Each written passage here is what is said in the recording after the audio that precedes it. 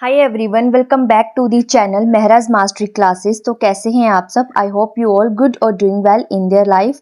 तो आज का हमारा टॉपिक है गवर्नमेंट ऑफ इंडिया एक्ट 1935। ठीक है, मैंने आपसे बोला था कि 1935 का एक्ट करने से पहले आपको 3 टॉपिक को कवर करना है अच्छे से, तभी आपको ये एक्ट अच्छे से समझ आएगा। तो अभी हमने प्रीवियस लेक्चर में साइमन कमीशन किया था, देन 3 राउंड टेबल कॉन्फ्रेंस की थी, और then white paper Indian constitutional reform किया था। ओके, वाइट पेपर, ये तीनों के बाद जो एक्ट निकल के आता है रिकमेंडेशन के बाद, वो आता है government of India act 1935। Okay, तो चलिए स्टार्ट करते हैं आज का हमारा टॉपिक जो है गवर्नमेंट ऑफ इंडिया एक्ट 1935। सबसे पहले हम बात करते हैं इसकी इंट्रोडक्शन की। तो इंट्रोडक्शन की बात करें तो ये ब्रिटिश पार्लियामेंट ने इसको इनेक्ट किया था, और इसको इफेक्ट में कब लाया गया? 1 अप्रैल 1937 को पार्शली मीन हाफ ही क्या हुआ था, इम्प्लीमेंट हुआ था। ओके, देन इसकी सिग्निफिकेंस की बात करें तो ये लास्ट और मोस्ट कॉम्प्रिहेंसिव एक्ट था जो इंडियन इंडिपेंडेंस से पहले क्या हुआ था, पास किया गया था। It led the foundation of for many features of the president of India. यहाँ से ही प्रेसिडेंट के लिए बहुत सारे फीचर्स निकल के आए थे। ओके, तो नेक्स्ट है Act marked as a second milestone toward a completely responsible government in India।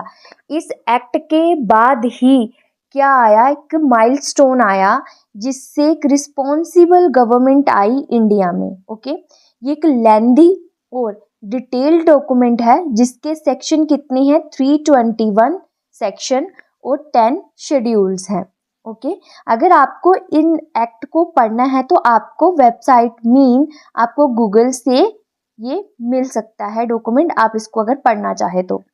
Okay, then received royal assent on 2 August 1935। ठीक है, इसको रॉयल एक्सेंट दिया गया 1935 में, और largest and most comprehensive act था ये, ब्रिटिश पार्लियामेंट के द्वारा पास किया गया था। ओके, तो देन है बैकग्राउंड की बात करें, इस एक्ट को की रिकमेंडेशन जो दी गई थी वो 3 चीज़ों के बाद दी गई थी। वो 3 चीज़ें कौन सी थी? एक साइमन कमीशन, जैसे मैंने आपको बताया, राउंड टेबल कॉन्फ्रेंसेस और वाइट पेपर। ओके, इसके बाद ही ये एक्ट निकल के आता है। देन बात करें हम इसकी साइलेंट फीचर्स की। साइलेंट फीचर्स में आप देखिए, जो आपके वाइट पेपर में मोस्टली प्रोविजन थे, वही इसके प्रोविजंस निकल के आएंगे। ऑल इंडियन फेडरेशन जैसे वाइट पेपर में था। ठीक है, डायरकी का सिस्टम सेंटर में इन्होंने इंट्रोडक्शन किया, ये भी वाइट पेपर में था। Federal structure bye cameral, extension of franchise, establishment of federal court, recognition of provinces, emergency power, abolition of diarchy at provincial level and provincial autonomy। Okay, तो ये इसके सारे क्या है, प्रोविजंस है। तो चलिए एक एक करके इन सारे प्रोविजंस को हम पढ़ लेते हैं। सबसे पहला हमारा प्रोविजन है abolition of dyarchy at provincial level और प्रोविंशियल ऑटोनॉमी। इन्होंने क्या किया कि प्रोविंसेस मीन जैसे आज हमारी स्टेट्स बोली जाती हैं, वैसे पहले इसको प्रोविंसेस बोला जाता था। प्रोविंसेस में डायरकी को रिप्लेस करके प्रोविंशियल ऑटोनॉमी दे दी। मीन कि जैसे आज हमारे स्टेट के पास खुद की गवर्नमेंट है, वो स्टेट के लिए डिसीजन लेती है, वैसे इन्होंने क्या किया, डायरकी खत्म कर दी और प्रोविंशियल को ऑटोनॉमी दे दी।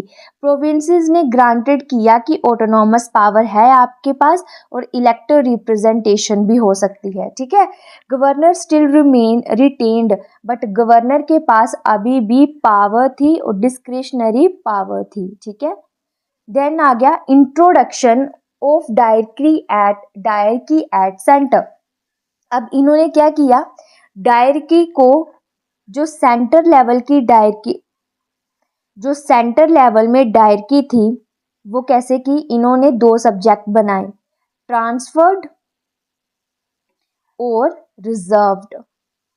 ओके, जैसे हम बात करें ट्रांसफर्ड सब्जेक्ट की, तो ट्रांसफर सब्जेक्ट में जो कंट्रोल था वो कंट्रोल किनके पास था, वो कंट्रोल था काउंसिल ऑफ मिनिस्टर के पास। ये किसके पास था, ये ट्रांसफर सब्जेक्ट है। ओके, तो देन आपका आया रिजर्व्ड सब्जेक्ट। रिजर्व्ड सब्जेक्ट की बात करें अगर हम, तो डिफेंस का, ठीक है, फिर बात करें हम फॉरेन अफेयर की, ये सारे के सारे किसके पास थे, ये गवर्नर जनरल के पास थे। ओके, तो ये रिजर्व सब्जेक्ट थे, ये कंट्रोल क्या था, ये हमारा transfer subject. Okay, then but ये कभी इम्प्लीमेंट नहीं हो पाया क्योंकि इंडियन लीडर्स ने इसको अपोज किया। ओके, देन नेक्स्ट आपका ऑल इंडियन फेडरेशन, ये भी हमने पढ़ा था। ऑल इंडियन फेडरेशन में कि इन्होंने क्या किया, प्रोविंसेस को बोला और प्रिंसिपल स्टेट को बोला कि आप यूनाइट हो जाओ, यूनाइट होकर आपके पास एक सिंगल कंट्रोल होगा, वो सेंटर का कंट्रोल होगा। बट ये भी इम्प्लीमेंट नहीं हो पाया क्योंकि इंडियन लीडर्स ने इसको अपोज कर दिया। नेक्स्ट बात करें हम डिवीजन ऑफ पावर और फेडरल स्ट्रक्चर की, तो यहाँ पर देखिए इन्होंने, जैसे हमने पढ़ा था कि वाइट पेपर में इन्होंने क्या किया था कि 3 लिस्ट में डिवाइड किया। अब 3 लिस्ट में डिवाइड तो कर दिया, अब इनको सब्जेक्ट भी दे दिए। 59 सब्जेक्ट सेंटर के पास आ गए, 54 सब्जेक्ट प्रोविंसेस के पास आ गए और 36 सब्जेक्टेड दोनों के पास थे, जो सेंटर भी देखेगी और बोथ मींस स्टेट भी देखेगी, जैसे इन प्रोविंसेस।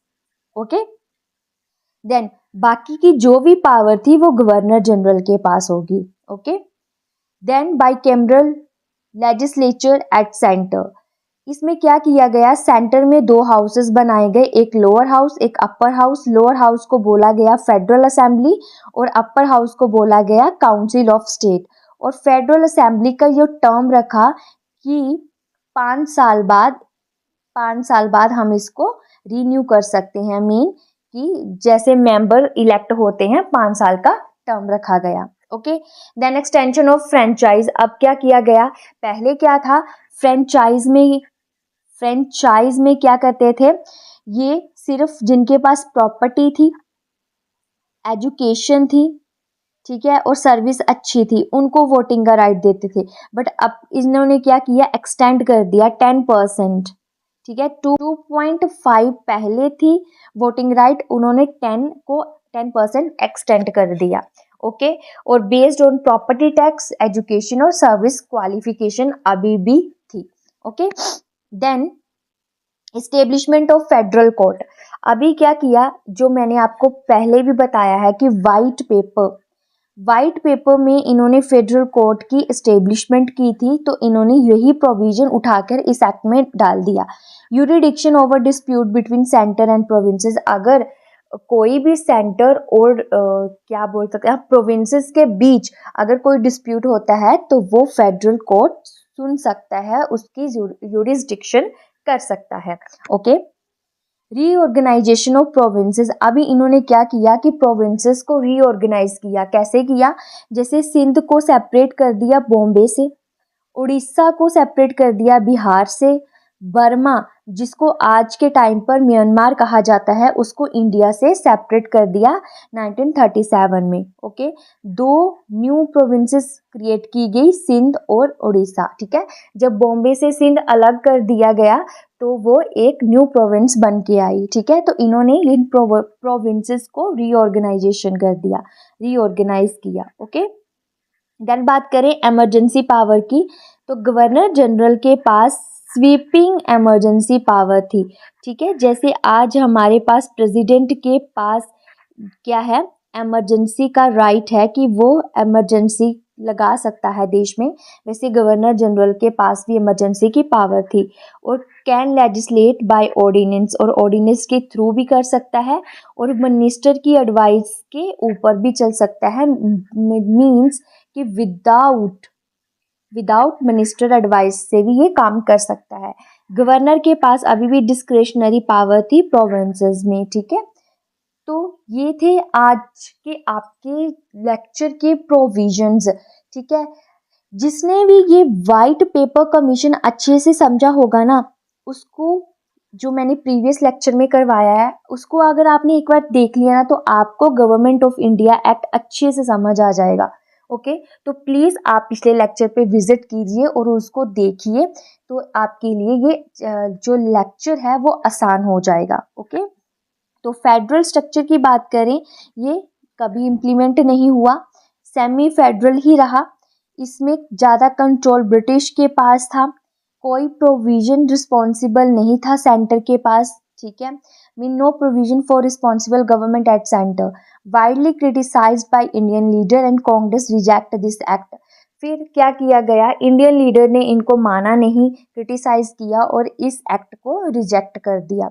अगर बात करें हमारे इंडियन कॉन्स्टिट्यूशन के बिहाफ पर इसकी इम्पोर्टेंस क्या है, देखो फेडरल स्ट्रक्चर यहाँ से निकल के आया, डिवीजन ऑफ पावर यहाँ से निकल के आया, एमरजेंसी प्रोविजन यहाँ से निकल के आया, गवर्नर का ऑफिस होना चाहिए ये भी यहाँ से निकल के आया, पब्लिक सर्विस कमीशन भी यहाँ से निकल के आया, और फेडरल कोर्ट का यही प्रोसीजर भी यहाँ से निकल के आया।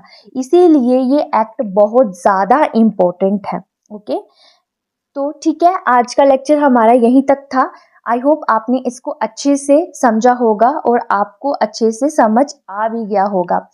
तो अगर आपको इस लेक्चर की पीडीएफ चाहिए तो आप Mehra mastery classes 24 Telegram channel को ज्वाइन कर सकते हैं। आपको सारी की सारी प्रीवियस लेक्चर्स की पीडीएफ भी यहाँ पर मिल जाएंगी। लेक्चर अच्छा लगा हो तो लाइक करें, शेयर करें और कमेंट करके ज़रूर बताएं कि आपको लेक्चर कैसा लगा है।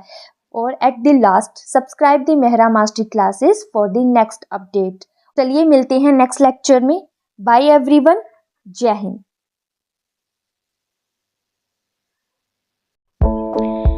If you find this lecture helpful, please like, comment, share to the fellow aspirants, subscribe the Mehra Mastery classes for the next update. Thanks for watching and I'll see you in the next video. Bye everyone. Jai Hind.